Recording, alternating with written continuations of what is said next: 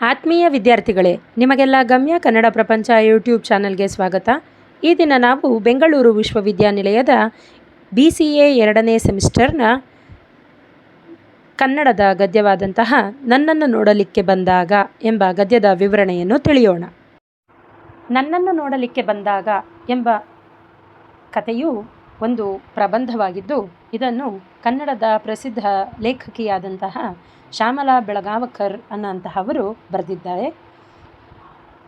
ವಧುವೊಬ್ಬಳನ್ನು ವಧು ಪರೀಕ್ಷೆಗಾಗಿ ಬಂದಂತಹ ವರ ಹೇಗೆಲ್ಲ ಪರೀಕ್ಷಿಸುತ್ತಾನೆ, ಅಲ್ಲಿ ನಡೆಯುವಂತಹ ರಸಮಯ ಸನ್ನಿವೇಶಗಳೇನು, ಹಾಗೂ ಹೆಣ್ಣಿನ ಮನಸ್ಸಿನಲ್ಲಿ ಮೂಡಬಹುದಾದಂತಹ ಆತಂಕಗಳೇನು ಅಥವಾ ಪ್ರಶ್ನೆಗಳೇನು ಅನ್ನುವಂತಹ ಒಂದು ಸಾಮಾನ್ಯ ಸನ್ನಿವೇಶವನ್ನು ಪ್ರಸ್ತುತಪಡಿಸುವಂತಹ ಕಾರ್ಯವನ್ನು ಇಲ್ಲಿ ಲೇಖಕಿ ಶ್ಯಾಮಲಾ ಬೆಳಗಾವಕರ್ ಅವರು ಮಾಡಿದ್ದಾರೆ.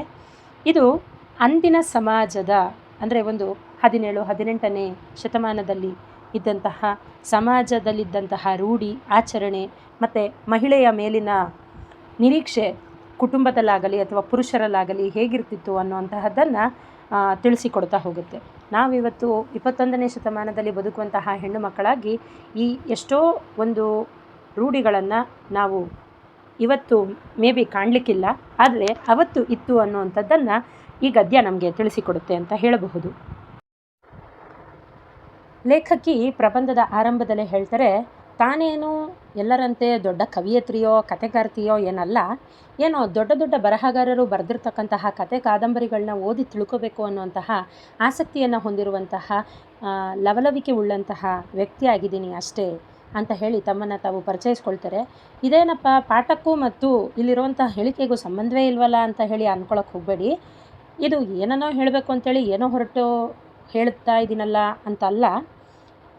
ನನ್ನ ಕತೆ ವಿಚಾರ ಏನು ಅಂತಂದರೆ, ನನ್ನನ್ನು ನೋಡಲಿಕ್ಕೆ ಬಂದಂತಹ ಸಂದರ್ಭದಲ್ಲಿ ಮನೆಯಲ್ಲಿ ಏನಾಯಿತು ಅನ್ನುವಂಥದ್ದನ್ನು ತಿಳಿಸಿಕೊಡೋದು ಅಂತ ಹೇಳಿ ಲೇಖಕರು ತಮ್ಮ ಬಗ್ಗೆ ಹೇಳಿಕೊಳ್ತಾರೆ. ಇಲ್ಲಿ ಯಾರಾದರೂ ಸಾಮಾನ್ಯವಾಗಿ ಎಲ್ಲರ ಮನೆಯಲ್ಲೂ ಹೆಣ್ಣು ಮಕ್ಕಳಿರುವಂತಹ ಮನೆಯಲ್ಲಿ ಎಲ್ಲರ ಮನೆಯಲ್ಲೂ ಕೂಡ ಮದುವೆ ವಯಸ್ಸಿಗೆ ಬಂದಂತಹ ಸಂದರ್ಭದಲ್ಲಿ ನಡೆಯಬಹುದಾದಂತಹ ಒಂದು ಸಾಮಾನ್ಯ ದೃಶ್ಯ ಇದು ಅಂತ ಹೇಳಿ ತಿಳಿಬಹುದು. ಹುಡುಗಿಯನ್ನು ನೋಡೋದಕ್ಕೆ ಹುಡುಗನ ಕಡೆಯವರು ಅಥವಾ ಗಂಡಿನ ಕಡೆಯವರು ಬರ್ತಿದ್ದಾರೆ ಅಂತಂದರೆ ಅವ್ರ ಹತ್ರ ಎಷ್ಟು ಒಡವೆ ವಸ್ತ್ರ ಇರುತ್ತೋ ಅದು ಬೇರೆ ಪ್ರಶ್ನೆ. ಅಕ್ಕಪಕ್ಕದ ಮನೆಯಿಂದನಾದರೂ ಕೂಡ ಒಡವೆ ವಸ್ತ್ರಗಳನ್ನ ತೆಗೆದುಕೊಂಡು ಬಂದು ತನ್ನ ಮಗಳನ್ನು ಚೆನ್ನಾಗಿ ಕಾಣುವಂತೆ ಮಾಡಿ ಹೇಗಾದರೂ ಮಾಡಿ ಹುಡುಗ ಒಪ್ಕೊಂಡು ಹೋಗುವಂಥ ಆಗ್ಲಪ್ಪ ಅನ್ನೋವಂಥದ್ದು ಎಲ್ಲರ ಮನಸ್ಸಲ್ಲೂ ಇರುವಂತಹ ಒಂದು ಕಾತರದ ಭಾವನೆಯಾಗಿರುತ್ತೆ.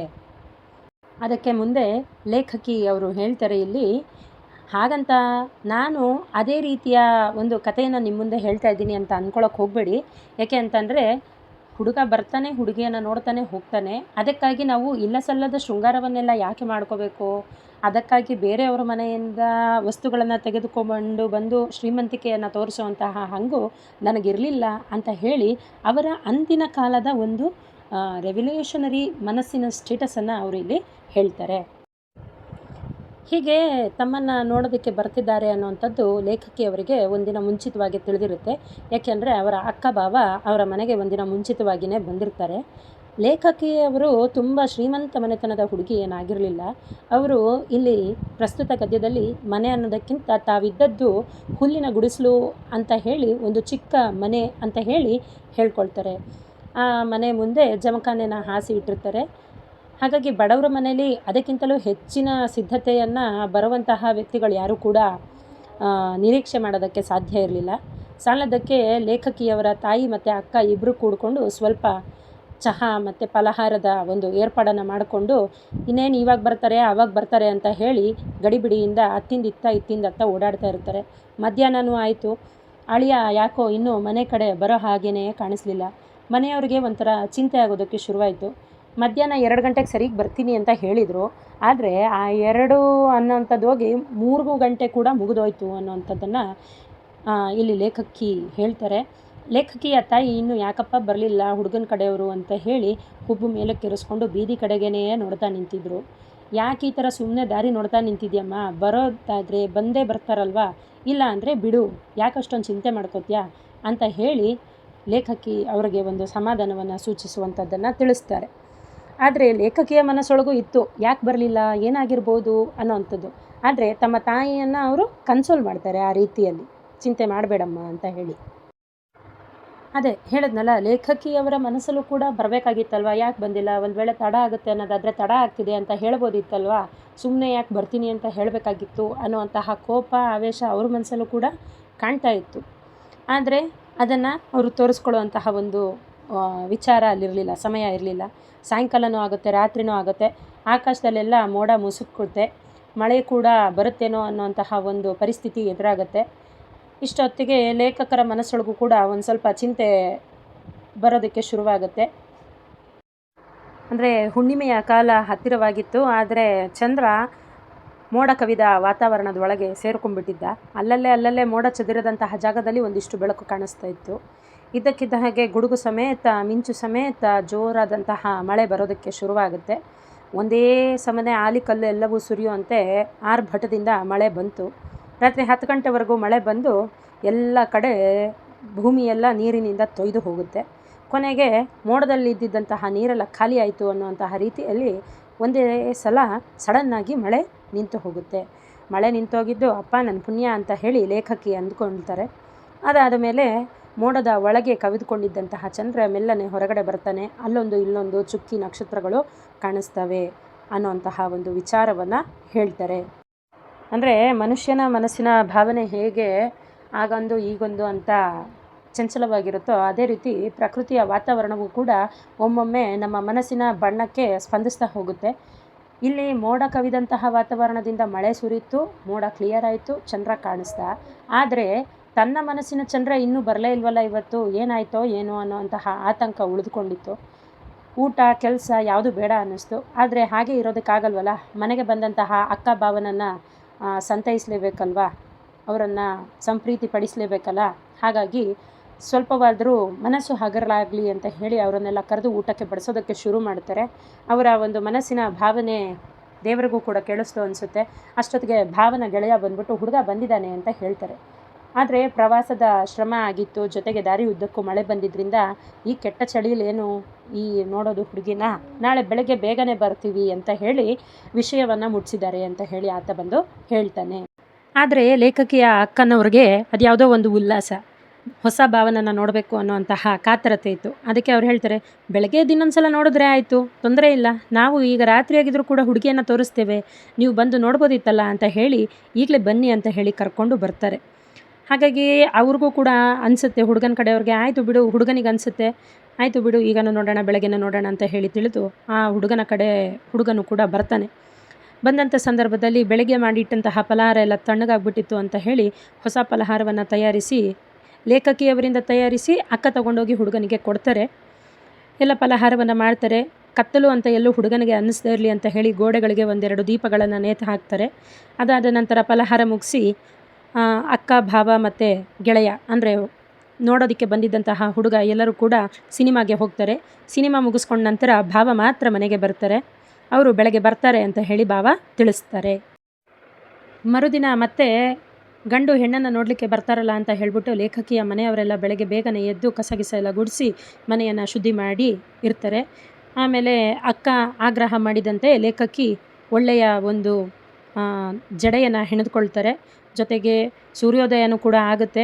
ಇನ್ನೇನು ಸೂರ್ಯೋದಯನೂ ಆಯಿತು, ಬೆಳಕು ಆಯಿತು ಅನ್ನೋಂತಹ ಸಂದರ್ಭದಲ್ಲಿ ಲೇಖಕಿಯನ್ನು ನೋಡೋದಕ್ಕೆ ಬಂದಂತಹ ಹುಡುಗನೂ ಕೂಡ ಶುಭ್ರವಾಗಿ ಸ್ವಚ್ಛವಾಗಿ ರೆಡಿಯಾಗಿ ಬರ್ತಾರೆ. ಲೇಖಕಿ ಮಾತ್ರ ಗುಲಾಬಿ ಬಣ್ಣದ ಸೀರೆಗೆ ಆಕಾಶ ನೀಲಿ ಬಣ್ಣದ ಒಂದು ಬ್ಲೌಸನ್ನು ಧರಿಸಿಕೊಂಡು ಉದ್ದ ಜಡೆಯನ್ನು ಹೆಣೆದುಕೊಂಡು ಯಾವಾಗಲೂ ಕೂಡ ಹೇಗೆ ಅವರು ರೋಟೀನಾಗಿ ರೆಡಿ ಆಗ್ತಿದ್ರು ಅದೇ ಥರ ರೆಡಿಯಾಗಿದ್ದರು. ಹುಡುಗ ನೋಡೋದಕ್ಕೆ ಬಂದಿದ್ದಾರಲ್ಲ ಅಂತ ಹೇಳಿ ಹೆಚ್ಚಿಗೆ ಏನೂ ರೆಡಿ ಆಗಿರಲಿಲ್ಲ.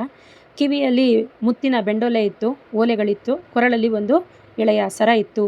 ಸೊ ಹಾಗಾಗಿ ಲೇಖಕಿ ಇಲ್ಲಿ ದಿನನಿತ್ಯ ಹೇಗಿದ್ರು ಹಾಗೆಯೇ ಬೆಳಗ್ಗೆ ಎದ್ದು ಸ್ನಾನ ಮಾಡಿ ಸ್ವಚ್ಛವಾಗಿ ಶುದ್ಧವಾಗಿ ಮೇಕಪ್ಪನ್ನು ಮಾಡ್ಕೊಂಡಿದ್ರು, ಸರಳವಾಗಿದ್ದರು ಅನ್ನೋಂಥದ್ದನ್ನು ಹೇಳ್ತಾರೆ.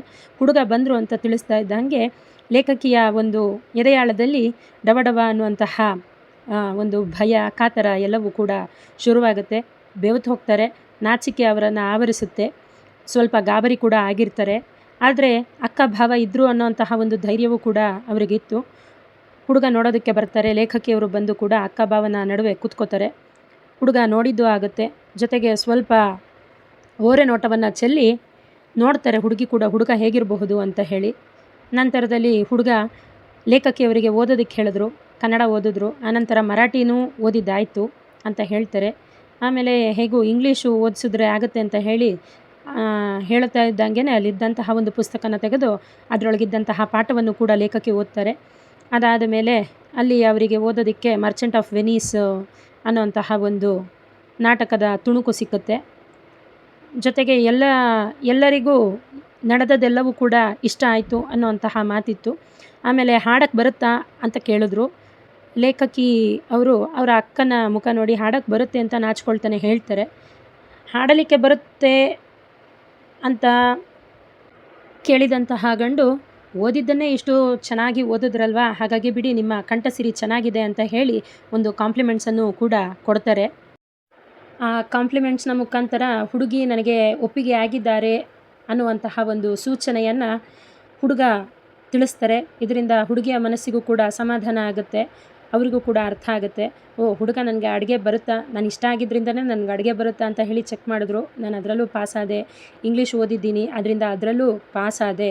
ಅಂದರೆ ವಧು ಪರೀಕ್ಷೆಯಲ್ಲಿ ನಾನು ಪಾಸಾದೆ ಅಂತ ಹೇಳಿ ಲೇಖಕಿ ಆರಾಮವಾಗಿದ್ದಂತಹ ಸಂದರ್ಭದಲ್ಲಿ ಲೇಖಕಿಯ ಭಾವನವರು ಕೇಳ್ತಾರೆ, ನೀರ್ಗೀರು ಎತ್ತುವಂಥ ಪರೀಕ್ಷೆ ಏನಾದರೂ ಮಾಡ್ತೀರೇನೋ ಅಂತ ಹೇಳಿ ತಮಾಷೆ ಮಾಡ್ತಾರೆ. ಆಗ ಜೊತೆಗೆ ತಂದೆಯವರು ಹೇಳ್ತಾರೆ, ನಾವು ನಿಮ್ಮನ್ನು ಕೂಡ ಪರೀಕ್ಷೆ ಮಾಡ್ತೀವಿ, ಕೇರಂ ಬೋರ್ಡ್ ಆಡೋದ್ರಲ್ಲಿ ನೀವು ಹೇಗಿದ್ದೀರಾ ಅಂತ ಹೇಳಿ ತಮಾಷೆಯನ್ನು ಮಾಡ್ತಾರೆ. ಎಲ್ಲರೂ ನಗೆಯಿಂದ ಒಬ್ಬರನ್ನೊಬ್ಬರು ನೋಡ್ಕೊಳ್ತಾ ಕಾಲವನ್ನು ಕಳೀತಾರೆ. ತಾಂಬೂಲ ತಿಂದು ನಂತರ ಗೆಳೆಯರೊಡನೆ ಸೇರಿ ಮಾತಾಡೋದಕ್ಕೆ ಅಂತ ಹೇಳಿ ಹೊರಡ್ತಾರೆ. ಅವರನ್ನು ಕಳಿಸ್ಲಿಕ್ಕೆ ಅಂತ ಹೇಳಿ ಭಾವನವರು ಕೂಡ ಮುಂಚೆನೇ ಬಾಗಿಲವರೆಗೆ ಹೋಗ್ತಾರೆ. ಅಷ್ಟೊತ್ತಿಗೆ ಅಕ್ಕ ಅವರ ಸಾಕ್ಸು ಮತ್ತು ಪೇಪರ್ಗಳನ್ನ ಮರ್ತು ಹೋಗಿದ್ದೀರಾ ಅಂತ ಹೇಳ್ತಾರೆ. ಆದರೆ ಬಂದಂತಹ ಹುಡುಗ ಅಕ್ಕನ ಮಾತನ್ನು ಕೇಳಿಯೂ ಕೇಳದಂತೆ ನಟಿಸಿ ಹೋಗ್ತಾರೆ. ಆಗ ಅಕ್ಕ, ನಿಮ್ಮ ಭಾವಿ ಪತ್ನಿನ ಇನ್ನೊಂದು ಸಲ ನೋಡೋಕ್ಕೆ ಬರ್ತೀರೇನೋ ಅಂತ ಹೇಳಿ ತಮಾಷೆ ಮಾಡ್ತಾ ಒಳಗೆ ಹೋಗ್ತಾರೆ. ಹಾಗೆ ಸ್ವಲ್ಪ ಕಾಲ ಕಳೆಯುತ್ತೆ. ನಂತರ ರಾತ್ರಿ ಆಗುತ್ತೆ. ಲೇಖಕಿಯವರು ಅಲ್ಲಿದ್ದಂತಹ ಸಾಮಾನು ಸರಂಜಾಮುಗಳನ್ನೆಲ್ಲ ಪಕ್ಕಕ್ಕಿಟ್ಟು ಹಾಸಿಗೆಯನ್ನು ಹಾಸಬೇಕಾದಂಥ ಸನ್ನಿವೇಶ ಬರುತ್ತೆ. ಆಗ ಎಲ್ಲರೂ ಕೂಡ ಬೆಳಗ್ಗೆ ನಡೆದಂತಹ ವಧು ಪರೀಕ್ಷೆ ಮತ್ತು ವರನ ಪರೀಕ್ಷೆಯ ಬಗ್ಗೆ ಮಾತಾಡ್ಕೊಳ್ತಾ ನಕ್ಕೊಳ್ತಾ ಸುಮ್ಮನಾಗ್ತಾರೆ. ಮತ್ತು ಫ್ರೆಂಡ್ ಮನೆಯಲ್ಲಿ ಹೋಗಿ ಇದ್ದಂತಹ ಮದುಮಗ ಅಂದರೆ ವರ ಮಾರನೇ ದಿನ ಬೆಳಗಾಗ್ತಾನೆ ಇನ್ನು ಯಾರೂ ಎದ್ದು ಮನೆ ಕಸ ಸಹ ಗುಡಿಸಿರಲಿಲ್ಲ, ಅಷ್ಟೊತ್ತಿಗೆ ಪ್ರತ್ಯಕ್ಷರಾಗಿ ಬಿಡ್ತಾರೆ. ಮತ್ತು ಉಪ್ಪಿಟ್ಟಿನ ಪರೀಕ್ಷೆ ಆಯಿತು. ಆ ಉಪ್ಪಿಟ್ಟಿನ ಪರೀಕ್ಷೆಯಲ್ಲಿ ಲೇಖಕಿಯವರು ಪಾಸಾಗ್ತಾರೆ. ಮತ್ತು ಅವರು ಇನ್ನು ಹೊರಡ್ತೇನೆ ಅಂತ ಹೇಳಿ ಎದ್ದು ಹೊರಡ್ತಾರೆ. ಇನ್ನೊಂದು ಸ್ವಲ್ಪ ಹೊತ್ತಿತ್ತು. ಆಗನೇ ಲೇಖಕಿಯ ಭಾವ ಅವರು, ಏನಷ್ಟು ಅರ್ಜೆಂಟು, ಹೋಗುವಿರಂತೆ ಬನ್ನಿ ಅಂತ ಹೇಳಿ ಅವರನ್ನು ಅಟ್ಟದ ಮೇಲಿದ್ದಂತಹ ಒಂದು ರೂಮಿಗೆ ಕರೆದುಕೊಂಡು ಹೋಗ್ತಾರೆ, ಕೋಣೆಗೆ ಕರೆದುಕೊಂಡು ಹೋಗ್ತಾರೆ. ಬಾಗಿಲನ್ನು ಹಾಕ್ಕೊಳ್ತಾರೆ. ಲೇಖಕಿಯ ಗಂಡನದ್ದು ಅಂದರೆ ವರನದ್ದು ಸ್ವಲ್ಪ ಸರಳವಾದಂತಹ ಸ್ವಭಾವ ಆಗಿತ್ತು. ಯಾರೇ ಅಪರಿಚಿತರಿದ್ದರೂ ಕೂಡ ಅವರೊಡನೆ ತಾವು ತಮ್ಮವರೇ ಅಂತ ಹೇಳಿ ಮನಸ್ಸು ಬಿಚ್ಚಿ ಮಾತಾಡ್ತಾಯಿದ್ರು, ಹರಟೆಯನ್ನು ಹೊಡಿತಾಯಿದ್ರು. ಅಂದರೆ ಜೋವಿಯಲ್ ಪರ್ಸನ್ ಆಗಿದ್ದರು ಅಂತ ಹೇಳ್ತಾರೆ. ಆದರೆ ಲೇಖಕಿಗೆ ಒಂದು ವಿಚಿತ್ರವಾದಂತಹ ಕುತೂಹಲ ಆಗುತ್ತೆ. ಈಗ ಹೊಸದಾಗಿ ಬಂದಂತಹ ಅಳಿಯನ ಹತ್ರ ನನ್ನ ಭಾವ ಏನು ಇಷ್ಟೊಂದು ಮಾತಾಡ್ತಾರಲ್ಲ, ಮೇ ಬಿ ನನ್ನ ಬಗ್ಗೆನೇ ಮಾತಾಡ್ತಾ ಇದ್ದಾರೇನೋ, ಏನು ಮಾತಾಡ್ಬೋದು ನನ್ನ ಬಗ್ಗೆ ಅಂತ ಹೇಳಿ ಒಂದು ಕುತೂಹಲ ಅವರಲ್ಲಿ ಮೂಡಿ ಯಾರಿಗೂ ಕಾಣದಂಗೆ ಲೇಖಕಿಯೂ ಕೂಡ ಅಟ್ಟವನ್ನು ಹತ್ತಿ ಕೂತ್ಕೊಳ್ತಾರೆ. ಕಿವಿಗೊಟ್ಟು ಕೇಳೋದಕ್ಕೆ ಶುರು ಮಾಡ್ತಾರೆ. ಈಗ ಮುಂದೆ ನಾನು ಹೇಳ್ತಾ ಇರೋದು ಭಾವ ಮತ್ತು ವಧು ಪರೀಕ್ಷೆಗೆ ಬಂದಂತಹ ಹುಡುಗನ ಒಂದು ಸಂಭಾಷಣೆಯಾಗಿರುತ್ತೆ. ಅಲ್ಲಿ ಭಾವ ಹೇಳ್ತಾರೆ, ಹೋಗೋ ಮೊದಲು ಇನ್ನೊಮ್ಮೆ ಬೇಕಾದರೆ ಪರೀಕ್ಷಿಸಿ ಹೋಗ್ಬೋದಿತ್ತಲ್ಲ ಚೆನ್ನಾಗಿ ಅಂತ. ಅದಕ್ಕೆ ಆ ಹುಡುಗ ಹೇಳ್ತಾರೆ, ನೆನ್ನೆ ನೋಡಿದಾಗ ಬಲಗಣ್ಣು ಕುರುಡಾಗಿ ಕಾಣಿಸ್ತಿತ್ತು ಅಂತ ಹೇಳ್ತಾರೆ. ಇದನ್ನು ಕೇಳಿಸ್ಕೊಳ್ತಿದ್ದಂತಹ ಲೇಖಕಿ ಆಶ್ಚರ್ಯ ಪಟ್ಕೊಂಡು, ಇನ್ನೂ ನನ್ನ ಪರೀಕ್ಷೆ ಮಾಡಬೇಕಾ, ಇನ್ನೂ ಏನೇನು ಉಳಿದಿದೆ, ಏನು ಇವರ ಮಾತಿನ ಅರ್ಥ, ಹಾಗಾದರೆ ನನ್ನ ಕಣ್ಣೇನಾದ್ರು ಕುರುಡಾಗಿದೆಯಾ, ಏನೋಪ್ಪ ಅರ್ಥನೇ ಆಗ್ತಿಲ್ವಲ್ಲ ಅಂತ ಹೇಳಿ ಒಂದು ಸಲ ಅವರ ಒಳಗೆ ಅವರು ಮಾತಾಡ್ಕೊಳ್ತಾರೆ. ಆಗ ಭಾವನವರು ಹುಡುಗನಿಗೆ ಹೇಳ್ತಾರೆ, ಇಲ್ಲ ದೃಷ್ಟಿ ಚೆನ್ನಾಗಿದೆ, ಬೇಕಾದರೆ ಸಂಜೆ ಆದಮೇಲೆ ಒಂದು ಸಲ ಓಡಾಡಿಸಿ ನೋಡಿ, ಅವಾಗ ನಿಮಗೆ ಗೊತ್ತಾಗುತ್ತೆ ಅಂತ ಹೇಳ್ತಾರೆ. ಅಷ್ಟೊತ್ತಿಗೆ ಆ ಹುಡುಗ, ಅಲ್ಲದೆ ಒಂದು ಕಾಲು ಕುಂಟಿರಬೇಕೇನೋ ಅಂತ ನನಗೆ ನಿನ್ನೆ ಅವ್ರು ನಡೆದಾಗ ಅನ್ನಿಸ್ತಿತ್ತು ಅಂತ ಹೇಳ್ತಾರೆ. ಮತ್ತೆ ಲೇಖಕಿಯ ಮನಸ್ಸಲ್ಲಿ, ಏನಪ್ಪ ದೃಷ್ಟಿ ಚೆನ್ನಾಗಿಲ್ಲ ಅಂತ ಹೇಳ್ತಾಯಿದ್ರು, ಈಗ ನೋಡಿದ್ರೆ ಹಾಗಾದರೆ ನಾನು ಕುಂಟಿನೂ ಆಗ್ಬಿಟ್ಟಿದ್ದೀನಾ, ಅಯ್ಯೋ ನನ್ನ ಹಣೆ ಬರಹವೇನೇ ಚೆನ್ನಾಗಿಲ್ವೇನೋ ಅಂತ ಹೇಳಿ ಮನಸ್ಸಿನಲ್ಲಿ ವೇದನೆಯನ್ನು ಪಡ್ತಾರೆ. ಮುಂದೆ ಆ ಬಂದಿದ್ದಂತಹ ಹುಡುಗ ಭಾವನವರ ಹತ್ರ ಮಾತನ್ನು ಮುಂದುವರಿಸ್ತಾ ಹೇಳ್ತಾನೆ, ಕೂದಲು ಸ್ವಲ್ಪ ಬಿರುಸಾಗಿಯೂ ದಪ್ಪವಾಗಿಯೂ ಇದ್ದ ಹಾಗೆ ಕಾಣಿಸ್ತು ಅಂತ ಹೇಳ್ತಾರೆ. ಜೊತೆಗೆ ಬುದ್ಧಿಯನ್ನು ಚುರುಕಾಗಿದೆ ಅಂತಲೂ ಹೇಳ್ತಾರೆ. ಅದರ ಧ್ವನಿ ಮಾತ್ರ ನನ್ನ ಮನಸ್ಸಿಗೆ ಬಂತು, ಬಾಯಿ ತೆಗೆದ್ರೆ ಹುಲಿ ಗುಡುಗು ಹಾಕ್ದಂಗೆ ಅನ್ನಿಸ್ತು ಅಂತ ವಿವರಣೆಯನ್ನು ಕೊಡ್ತಾ ಹೋಗ್ತಾರೆ. ಹಾಗೆ ಒಂದೊಂದು ವಿವರಣೆಯನ್ನು ಕೊಟ್ಟಾಗ ಲೇಖಕಿಯವರು ತನ್ನ ಮನಸ್ಸಲ್ಲಿ ಏನೋ ನನ್ನ ಕೂದಲು ದಪ್ಪನ, ಹೋದ ವರ್ಷ ಏನೋ ಜ್ವರ ಬಂದು ಮತ್ತೆ ಸತ್ತು ಬದುಕಿ ಉಳ್ದಂತಾಯಿತು, ಈಗೇನೋ ನನ್ನ ಕೂದಲು ಚೆನ್ನಾಗೇ ಇದೆಯಲ್ಲ, ರೇಷ್ಮೆಯ ಕೂದಲು ಥರ ನಯವಾಗಿದೆಯಲ್ಲ, ಯಾಕೆ ಇವರು ಈ ಥರ ಮಾತಾಡ್ತಾರೆ ಅಂತ ಹೇಳಿ ಯೋಚಿಸ್ತಾರೆ. ಓ, ನನ್ನ ಬುದ್ಧಿ ಇಷ್ಟ ಆಗಿದ್ದಕ್ಕೆ ಇವರು ನನ್ನನ್ನು ಒಪ್ಕೊಂಡಿದ್ದಾರೆ ಅಷ್ಟೇ, ಇವ್ರಿಗೆ ನಿಜವಾಗಿ ನಾನೇನು ಇಷ್ಟ ಆಗಿಲ್ಲ ಅಂತ ಹೇಳಿ ಅಂದ್ಕೊಳ್ತಾರೆ. ಜೊತೆಗೆ ನನ್ನ ಧ್ವನಿ ಅಷ್ಟೊಂದು ಕರ್ಕಶ ಆಗಿದೆಯಾ, ಹುಲಿ ಗುಡ್ಗ ಹಾಕ್ದಂಗೆ, ಇರಲಿ, ಯಾಕೆ ಈ ಥರ ನನ್ನನ್ನು ಇವರು ಹಂಗಿಸಿ ಮಾತಾಡ್ತಾ ಇದ್ದಾರೆ ಅಂತ ಹೇಳಿ ಇವ್ರಿಗೇನೋ ಹುಚ್ಚೆ ಹಿಡಿದಿರ್ಬೇಕೇನೋ ಅಂತ ಹೇಳಿ ಲೇಖಕಿ ತನ್ನ ಮನಸ್ಸಿನಲ್ಲಿ ಅಂದ್ಕೊಳ್ತಾರೆ. ಆದರೆ ಇಷ್ಟೆಲ್ಲ ಹೇಳುವಾಗ ಭಾವನವರು ಸುಮ್ಮನಿರ್ತಾರೆ. ಅವರು ಮತ್ತೆ ಮುಂದುವರಿಸಿ, ಅಂದರೆ ಹುಡುಗ ಮತ್ತೆ ಮಾತನ್ನು ಮುಂದುವರಿಸಿ, ವಯಸ್ಸು ಸ್ವಲ್ಪ ಹೆಚ್ಚಿಗೆ ಇದ್ದಂಗಿದೆ ಅಂತಲೇ ಹೇಳ್ತಾರೆ. ಆಗಲೂ ಕೂಡ ಭಾವ ಯಾವುದೇ ರೀತಿಯಾದಂತಹ ಉತ್ತರವನ್ನು ಕೊಡಲಿಲ್ಲ. ಲೇಖಕಿಯವರ ಮನಸ್ಸಲ್ಲಿ ಏನೋ ನಾನು 14ರ ವಯಸ್ಸಿನ ಹುಡುಗಿ, ನನಗೆ ವಯಸ್ಸು ಹೆಚ್ಚಾಗಿದೆ ಅಂತ ಹೇಳ್ತಾರಲ್ಲ, ಯಾರಾದರೂ ಸರಿಯಾಗಿ ನೋಡಿದ್ರೆ ನನಗಿಂತ ಇವರಿಗೆ ಜಾಸ್ತಿ ವಯಸ್ಸಾದಂಗಿದೆ ಅಂತ ಯಾರು ಬೇಕಾದರೂ ಹೇಳ್ತಾರೆ. ಅವರು ಮಾತಾಡ್ತಿದ್ದಾರೆ, ಆದರೆ ನಮ್ಮ ಭಾವನೂ ಕೂಡ ಸುಮ್ಮನೆ ಕೂತಿದ್ದಾರಲ್ಲ ಅಂತ ಹೇಳಿ ಲೇಖಕಿಗೆ ಮನಸ್ಸಿನಲ್ಲೇ ಕೋಪ ಬಂದಿರುತ್ತೆ. ಜೊತೆಗೆ ಆ ಹುಡುಗ ಮಾತನ್ನು ಮುಂದುವರಿಸಿ ಹೇಳ್ತಾನೆ, ಕಳೆದ ವಾರ ಪಂಡ್ರಾಪುರಕ್ಕೆ ಹೋಗಿ ಬಂದೆ ಅಲ್ವಾ, ಅಲ್ಲಿ ನೋಡಿದಾಗ ನನ್ನ ಮನಸ್ಸಿಗೆ ಇಷ್ಟ ಆಯಿತು. ನನ್ನ ಮನಸ್ಸಿಗೆ ಬಂದರೆ ಉಪಯೋಗ ಇಲ್ಲ, ಇನ್ನು ನನ್ನ ತಾಯಿಯವರು ಕೂಡ ನೋಡಿ ಒಪ್ಕೋಬೇಕು, ಹಾಗಿದ್ರೆ ಮಾತ್ರ ಕೆಲಸ ಪೂರ್ತಿ ಆದಂಗೆ ಆಗುತ್ತೆ ಅಂತ ಹೇಳಿ ಹೇಳ್ತಾರೆ. ಆಗ ಲೇಖಕಿಯ ಮನಸ್ಸಲ್ಲಿ ಅಂದ್ಕೊಳ್ತಾರೆ, ಓ, ಹಾಗಾದರೆ ನನ್ನನ್ನು ಇವರು ಮದುವೆ ಆಗೋದು ಸುಳ್ಳಿನ ಮಾತು, ದೂರದ ಮಾತು. ಈಗ ಇವರು ಊರಿಗೆ ಹೋಗಿ ಇವ್ರ ಅಮ್ಮನ ಒಪ್ಪಿಸಿ ಅವ್ರು ನನ್ನ ನೋಡೋದಕ್ಕೆ ಬಂದು ಅವ್ರು ಒಪ್ಪಿದರೆ ಮಾತ್ರ ನನ್ನ ಮದುವೆ ಅಂತ ಹೇಳಿ ತಿಳಿತಾರೆ. ಮುಂದೆ ಆ ಗಂಡು ತನ್ನ ಮಾತನ್ನು ಮುಂದುವರಿಸ್ತಾ ಹೇಳ್ತಾರೆ, ಭಾವನ ಹತ್ರ, ಮೈಕೈ ದುಂಡುಗಿದ್ದು ಗಟ್ಟಿಮುಟ್ಟಾಗೇ ಇದೆ, ಒಳ್ಳೆಯ ನೀಳವಾದಂತಹ ಕಣ್ಣುಗಳಿದ್ದಾವೆ, ಚೆನ್ನಾಗಿದೆ, ಕಣ್ಣುಗಳು ದೊಡ್ಡದಾಗಿದೆ ಅಂತ ಹೇಳಿ ಹೇಳ್ತಾರೆ. ಮತ್ತೆ ಲೇಖಕಿಯವರ ಮನಸ್ಸಿನಲ್ಲಿ ಮೂಡುತ್ತೆ, ಹಾಗಾದರೆ ನಾನು ಅಷ್ಟೊಂದು ದಪ್ಪಗಿದ್ದೀನಾ, ನನ್ನ ಕಣ್ಣುಗಳು ಮಾತ್ರ ಚೆನ್ನಾಗಿರೋದು, ಏನು ಹೇಳ್ತಾ ಇದ್ದಾರೆ ಇವರು, ನಮ್ಮ ಮನೆಯಲ್ಲಿ ಎಲ್ರಿಗೂ ನನ್ನಷ್ಟು ಕಣ್ಣು ಚೆನ್ನಾಗಿ ಬೇರೆ ಯಾರಿಗೂ ಇಲ್ಲ ಅಂತ ಹೇಳ್ತಾರೆ, ಇವ್ರು ನೋಡಿದ್ರೆ ನನ್ನ ಕಣ್ಣಿನ ಬಗ್ಗೆನೇ ಮಾತಾಡ್ತಾರಲ್ಲ ಅಂತ ಲೇಖಕಿ ತಿಳಿತಾರೆ. ಅಷ್ಟು ಹೇಳ್ತಾ ಅಂದ್ಕೊಳ್ತಾ ಇರೋಂಥ ಸಂದರ್ಭದಲ್ಲಿ ಆ ಹುಡುಗ ತನ್ನ ಮಾತನ್ನು ಮುಂದುವರಿಸಿ, 100ರಲ್ಲಿ 99 ಪಾಲು ನನ್ನ ತಾಯಿ ಒಪ್ಪಿಗೆ ಕೊಡ್ತಾರೆ ಅಂತ ನಾನು ಅಂದ್ಕೊಂಡಿದ್ದೀನಿ ಅಂತ ಹೇಳ್ತಾರೆ. ಆಗ ಲೇಖಕಿ ಅನ್ಕೋತಾರೆ, ಓ, ಹಾಗಾದರೆ ಇನ್ನು ಆ ಪಂಡ್ರಾಪುರದ ಹುಡುಗಿನೇ ಅಲ್ವಾ ಮದುವೆ ಆಗೋದು, ಮತ್ತು ಸುಮ್ಮನೆ ನನ್ನನ್ನೇನಕ್ಕೆ ನೋಡೋಕ್ಕೆ ಬರಬೇಕಾಗಿತ್ತು, ನನಗೆ ಯಾಕೆ ಕಾಂಪ್ಲಿಮೆಂಟ್ಸ್ ಕೊಡಬೇಕಾಗಿತ್ತು ಅಂತ ಹೇಳಿ ಮನಸ್ಸಿನಲ್ಲಿ ಅಂದ್ಕೊಳ್ತಾ ಇರ್ತಾರೆ. ಅಷ್ಟೊತ್ತಿಗೆ ಹುಡುಗಿಯ ಭಾವ ಅನ್ಕೋತಾರೆ, ವಿಚಾರ ಮಾಡಿ ನೋಡಿ ಇನ್ನೊಂದು ಸಲ, ಮನಸ್ಸಿಗೆ ಅದೇ ಕನ್ಫರ್ಮ್ ಅಂತ ಅನಿಸಿದ್ರೆ ಅದನ್ನೇ ಮಾಡಿದರೆ ಆಯಿತು ಅಂತ ಹೇಳಿ ಹೇಳ್ತಾರೆ. ಆಗ ಲೇಖಕಿ ಅಂದ್ಕೊಳ್ತಾರೆ, ಇನ್ನೇನು ಬಗೆಹರಿಸೋದು, ನಮ್ಮ ಭಾವನೂ ಕೂಡ ಅವರಿಗೆ ಸಮಂಜಸವಾಗಿ ಮಾತಾಡ್ತಾ ಇದ್ದಾರಲ್ಲ ಅಂತ ಹೇಳಿ ಮನಸ್ಸಿನಲ್ಲಿ ಬೇಜಾರಾಗ್ತಾರೆ, ಎಲ್ಲರಿಗೂ ಹುಚ್ಚಿಡ್ದಿದೆ ಅನಿಸುತ್ತೆ ಅಂತ ಹೇಳಿ ತಿಳಿತಾರೆ. ಆಗ ಮುಂದೆ ಭಾವನವರ ಮಾತಿಗೆ ಹುಡುಗ, ಆಯಿತು, ಒಳ್ಳೆಯದಾಗಲಿ, ನೋಡೋಣ, ಒಂದು ಕಾರನ್ನೇ ಕೊಳ್ಳಬೇಕೆಂದು ನನ್ನ ಮನಸ್ಸಲ್ಲಿದೆ, ಈಗ ಸದ್ಯಕ್ಕೆ ಅಪ್ಪಣೆ ಮಾಡಿ ನಾನು ಇಲ್ಲಿಂದ ಹೊರಡ್ತೀನಿ, 1 ವಾರ ಕಳೆದ ನಂತರ ನಾನು ನಮ್ಮ ತಾಯಿಯನ್ನು ಕೂಡ ಕರ್ಕೊಂಡು ಬರ್ತೀನಿ ಅಂತ ಹೇಳಿ ಹೇಳ್ತಾರೆ. ಲೇಖಕಿ ತನ್ನ ಮನಸ್ಸಲ್ಲಿ, ಓ, ಕಾರೇನು, ಪಂಡ್ರಾಪುರದ ಹೆಂಡತಿ ಜೊತೆಗೆ ಸಮುದ್ರನೇ ತಿರುಗಾಡ್ಕೊಂಡು ಬನ್ನಿ, ಸಮುದ್ರದಲ್ಲೇ ಒಂದು ಜರ್ನಿ ಮಾಡಿಬಿಟ್ಟು ಬನ್ನಿ ಅಂತ ಹೇಳಿ ಮನಸ್ಸಿನಲ್ಲೇ ಬೈಕೊಳ್ತಾರೆ. ಮತ್ತು ಇಷ್ಟೆಲ್ಲ ಇದ್ಮೇಲೆ ಇಲ್ಲಿಗೆ ಯಾಕೆ ಬರಬೇಕಿತ್ತು, ಬಂದಿದ್ದು ಸಲ್ಲದೆ ಹುಡುಗಿಯನ್ನು ನೋಡಿದ್ದು ಅಲ್ಲದೆ ಉಪಚಾರ ಮಾಡಿಸ್ಕೊಂಡಿದ್ದು ಅಲ್ಲದೆ ಹುಡುಗಿಯನ್ನು ಕುಂಟಿ ಕುರುಡಿ ಅಂತೆಲ್ಲ ಯಾಕೆ ಪರಿಹಾಸ ಮಾಡಬೇಕಿತ್ತು ಅಂತ ಹೇಳಿ ಅವರ ಮನಸ್ಸಿನಲ್ಲಿ ನೋವಾಗುತ್ತೆ. ಭಾವ ಅಷ್ಟೊತ್ತಿಗೆ ಹುಡುಗನಿಗೆ, ಆಗಲಿ, ಹೋಗಿ ಬನ್ನಿ, ಒಳ್ಳೆಯದಾಗಲಿ, ನಮಸ್ಕಾರ, ನೀವು ಊರನ್ನು ಸೇಫಾಗಿ ತಲುಪಿದ್ದಕ್ಕೆ ನನಗೊಂದು ಪತ್ರ ಬರೀರಿ ಅಂತ ಹೇಳಿ ಹೇಳ್ತಾರೆ. ಹೀಗೆ ವಧು ಪರೀಕ್ಷೆಗಾಗಿ ಬಂದಂತಹ ಹುಡುಗ ಹೊರಡ್ತಾರೆ. ಅಷ್ಟೊತ್ತಿಗೆ ಮಧ್ಯಾಹ್ನ 4 ಗಂಟೆ ಆಗಿರುತ್ತೆ. ಎಲ್ಲರೂ ಕೂತ್ಕೊಂಡು ಚಹಾ ಕುಡಿಯೋಣ ಅಂತ ಹೇಳಿ ಕೂತಿರ್ತಾರೆ. ಅಷ್ಟೊತ್ತಿಗೆ ಮತ್ತೆ ಆ ಹುಡುಗನ ಸವಾರಿ ದುತ್ತಂತ ಮನೆ ಹತ್ರ ಬರುತ್ತೆ. ಲೇಖಕಿ ಪಕ್ಕನೆ ಎದ್ದು ಒಳಗೆ ಓಡಿ ಹೋಗ್ತಾರೆ. ಅಕ್ಕ ಕೇಳ್ತಾರೆ, ಏನು ಅಳಿಯ ದೇವ್ರೆ, ನೀವು ಹೋಗಬೇಕಾಗಿದ್ದಂತಹ ಮೋಟಾರು ತಪ್ಪು ಹೋಯ್ತಾ, ಗಾಡಿ ಬರಲಿಲ್ವಾ ಅಂತ ಕೇಳ್ತಾರೆ. ಆಗ ಆ ಹುಡುಗ, ಹೌದು, ಸಿಗಲಿಲ್ಲ ಅಂತ ಹೇಳ್ತಾರೆ. ಹಾಗಾದರೆ ಇಷ್ಟೊತ್ತು ಎಲ್ಲಿದ್ರಿ ಅಂತ ಕೇಳ್ತಾರೆ ಭಾವ. ಆವಾಗ ಆ ಹುಡುಗ, ನನ್ನ ಗೆಳೆಯನ ಜೊತೆ ಹೋಗಿದ್ದೆ ಅಂತ ಹೇಳಿ ಹೇಳ್ತಾರೆ. ಈ ಬಾರಿ ಮಾತ್ರ ಹುಡುಗ ಹೊರಗೆ ಎದುರಿಗೆ ಇರುವಾಗಲೇ ಲೇಖಕಿಯ ಭಾವನವರು ಹುಡುಗಿ ಕೈಯಿಂದಲೇ ಚಾಪೆಯನ್ನು ಹಾಸಿಸಿ ಚಹಾ ಮಾಡಿಸಿ ಕೊಡಿಸಿ ದೀಪಗಳನ್ನು ಅಂಟಿಸೋದಕ್ಕೆ ಹೇಳಿದ್ರು. ಮತ್ತು ಹೀಗೆ ಏನೇನೋ ಕೆಲಸಗಳನ್ನ ಹೇಳ್ತಿದ್ರು. ಒಟ್ಟಾರೆ ಲೇಖಕಿ ಆ ಹುಡುಗನ ಎದುರಿಗೆ ಮತ್ತೆ ಒಂದು 7-8 ಬಾರಿ ಓಡಾಡುವಂತೆ ಮಾಡಿದ್ರು. ಲೇಖಕಿ ಭಾವ ಮತ್ತು ಆ ಹೊಸ ಹುಡುಗನ ನಡುವೆ ನಡೆದಂತಹ ಒಂದು ಸಂಭಾಷಣೆಯನ್ನು ನೆನಪಿಸ್ಕೊಳ್ತಾ ಹೋಗ್ತಾರೆ. ಓ, ನಮ್ಮ ಭಾವನಿಗೂ ಕೂಡ ಎಲ್ಲೋ ಹುಡುಗನ ಬಗ್ಗೆ ಅಸಮಾಧಾನ ಇರಬೇಕು, ನನ್ನ ಬಗ್ಗೆ ಅದು ಸರಿ ಇಲ್ಲ ಇದು ಸರಿ ಇಲ್ಲ ಅಂತ ಹೇಳ್ತಾ ಇದ್ರಲ್ವಾ, ಕುಂಟಿ ಕುರುಡಿ ಅಂತೆಲ್ಲ ಹೇಳ್ತಿದ್ರಲ್ವಾ, ಅದಕ್ಕೆ ಈಗ ಪರೀಕ್ಷೆ ಆಗಲಿ ಅಂತ ಹೇಳಿ ಮಾಡ್ತಾ ಇದ್ದಾರೆ ಅನಿಸುತ್ತೆ ಅಂತ ಹೇಳಿ ಮನಸ್ಸಿಗೆ ಅಂದುಕೊಳ್ತಾರೆ. ಆದರೆ ಲೇಖಕಿ ನನ್ನನ್ನು ನೋಡೋಕ್ಕೆ ಬಂದಾಗ ಏನೇನಾಯಿತು ಅನ್ನೋವಂಥದ್ದನ್ನು ಯಾರ ನಡುವೆನೂ ಕೂಡ ಮಾತಾಡಿಕೊಳ್ಳಿಲ್ಲ. ಯಾಕೆ ಅಂತಂದರೆ ಅವರಿಬ್ಬರ ನಡುವೆ ಅಂದರೆ ಭಾವ ಮತ್ತು ಹುಡುಗನ ನಡುವೆ ನಡೆದಂಥ ಸಂಭಾಷಣೆನ ಯಾರ ಹತ್ರನಾರು ಹೇಳಿದ್ರೆ ಲೇಖಕಿಯನ್ನೇ ಅವರು ಅಪಹಾಸ್ಯ ಮಾಡ್ತಾರೇನೋ ಅನ್ನೋವಂತಹ ಭಯದಿಂದಾಗಿ ಅದನ್ನು ಗುಟ್ಟಾಗಿ ತಮ್ಮೊಳಗೇ ಇಟ್ಕೊಂಡಿರ್ತಾರೆ. ಮುಂದೆ ಹೀಗೆ ಕಾಲ ಕಳೆಯುತ್ತೆ. 6 ತಿಂಗಳು ಆಗಿ ಹೋಗುತ್ತೆ. ಅಷ್ಟೊತ್ತಿಗೆ ಆ 6 ತಿಂಗಳ ಒಳಗೆ ಲೇಖಕಿಯವರ ಮದುವೆನೂ ಕೂಡ ವಿಜೃಂಭಣೆಯಿಂದ ಆಗಿರುತ್ತೆ.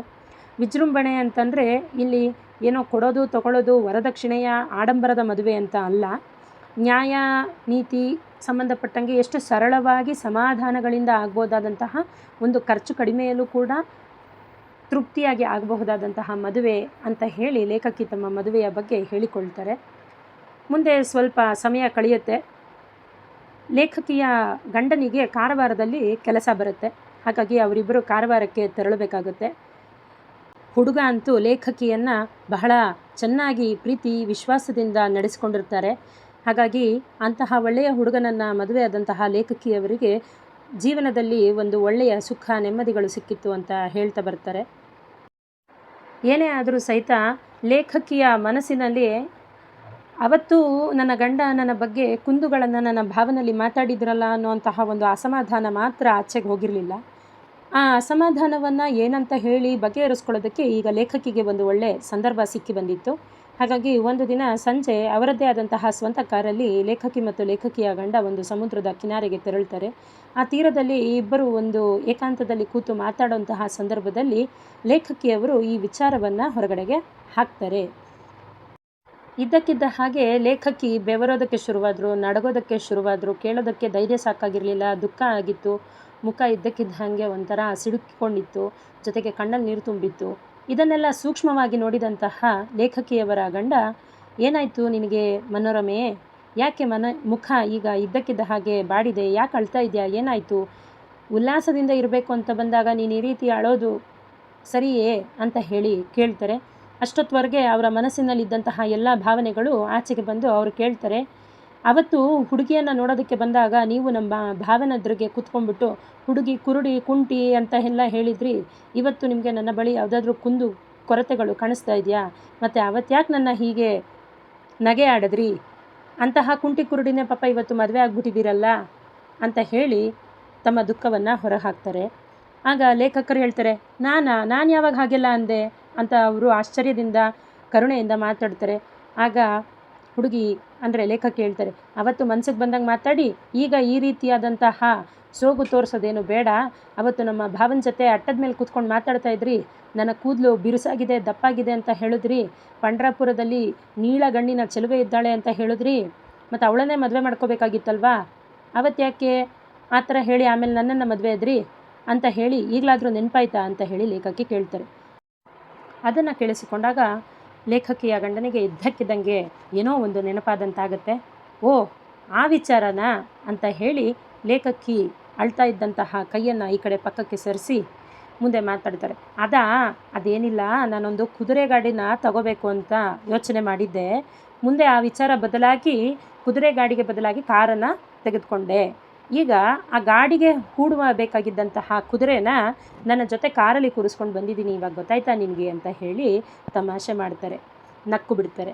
ಆದರೆ ಲೇಖಕಿಗೆ ಇವತ್ತು ಆ ಕುದುರೆ ಗಾಡಿಯ ಜಾಗದಲ್ಲಿ ಕಾರನ್ನು ಕೊಂಡಿದ್ದಾರೆ, ಕುದುರೆಯನ್ನು ಕೂರಿಸಿಕೊಳ್ಳುವಂತಹ ಜಾಗದಲ್ಲಿ ನನ್ನನ್ನು ಕೂರಿಸಿದ್ದಾರೆ ಅಂತ ಹೇಳಿ ಆಡ್ಕೊಂಡಿದ್ದಕ್ಕೆ ಅವರಿಗೆ ಕೋಪ ಸಿಟ್ಟು ಎಲ್ಲ ಬರುತ್ತೆ. ನೀವೇ ಹೇಳಿ, ನನಗೆ ಸಿಟ್ಟು ಬಂದರೆ ತಪ್ಪೇನು, ಅವತ್ತು ನೀವು ನನ್ನನ್ನು ಹೇಗೆಲ್ಲ ಆಡ್ಕೊಂಡ್ರಿ ಅಲ್ವಾ ಅಂತ ಹೇಳಿ ಮಾತನ್ನು ಆಡ್ತಾರೆ. ಹೀಗೆ ಒಟ್ಟಾರೆ ಹುಡುಗಿಯನ್ನು ನೋಡೋದಕ್ಕೆ ಅಂದರೆ ವಧು ಪರೀಕ್ಷೆಗಾಗಿ ಹುಡುಗ ಬಂದಂತಹ ಸಂದರ್ಭದಲ್ಲಿ ಏನೆಲ್ಲ ರಸಮಯ ಸನ್ನಿವೇಶಗಳು ಉಂಟಾಗುತ್ತೆ, ಮನಸ್ಸು ಹೇಗೆಲ್ಲ ಆತರತೆಯಿಂದ ಕೂಡಿರುತ್ತೆ, ಜೊತೆಗೆ ಅಲ್ಲಿ ಉಂಟಾಗುವಂತಹ ನಗೆ ಏನು, ನೋವೇನು, ನಲಿವು ಏನು ಅನ್ನುವಂತಹ ಒಂದು ಸಂದರ್ಭವನ್ನು ಸಮಾಜದಲ್ಲಿ ಹೆಣ್ಣಿನ ಬಗ್ಗೆ ಇರುವಂತಹ ನಿರೀಕ್ಷೆಗಳೇನು ಅನ್ನುವಂಥದ್ದನ್ನು ಇಲ್ಲಿ ಶ್ಯಾಮಲಾ ಬೆಳಗಾವಕರ್ ಅವರು ನನ್ನನ್ನು ನೋಡಲಿಕ್ಕೆ ಬಂದಾಗ ಅನ್ನುವಂತಹ ಗದ್ಯದಲ್ಲಿ ತುಂಬ ಮನರಂಜನೆಯ ಮೂಲಕ ತಿಳಿಸಿಕೊಟ್ಟಿದ್ದಾರೆ. ಮುಂದಿನ ಗದ್ಯಗಳ ವಿವರಣೆಗಾಗಿ ನಿರಂತರವಾಗಿ ಗಮ್ಯ ಕನ್ನಡ ಪ್ರಪಂಚ ಯೂಟ್ಯೂಬ್ ಚಾನಲನ್ನು ಲೈಕ್ ಮಾಡಿ, ಶೇರ್ ಮಾಡಿ, ಸಬ್ಸ್ಕ್ರೈಬ್ ಮಾಡಿ. ಧನ್ಯವಾದಗಳು.